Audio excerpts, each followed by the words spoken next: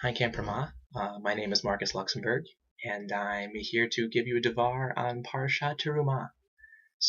In this Parsha, God tells the Israelites essentially the exact specifications for how to build a tabernacle.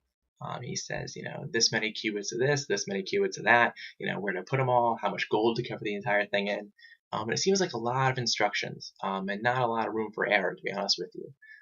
But there was one line in particular that stuck out to me, and it was the line "Va'asu li mikdah v'shachanti b'tocham," which translates to "Make me a sanctuary that I may dwell among you."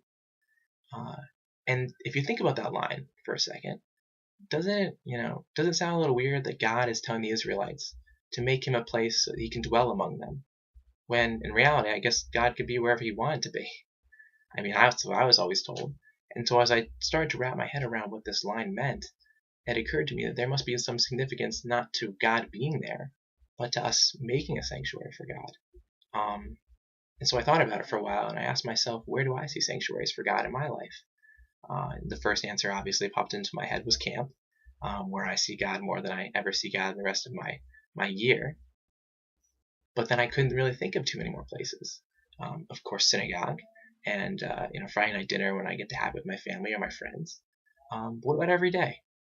And it occurred to me that God could say the same thing to me today. He could say, "Make me a sanctuary that I may dwell among you," you meaning Marcus in this case. And the importance of making a sanctuary, I see now, is to make a place that reminds us that God is in everything we do. We need to go seek out God and make a sanctuary for him, invite him into our lives.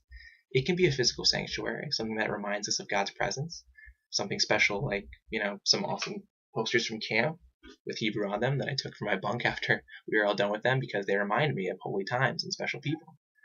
But it can also be something that's not physical. It can be actions that you do. It can be the decision to seek out someone else who can help you find God.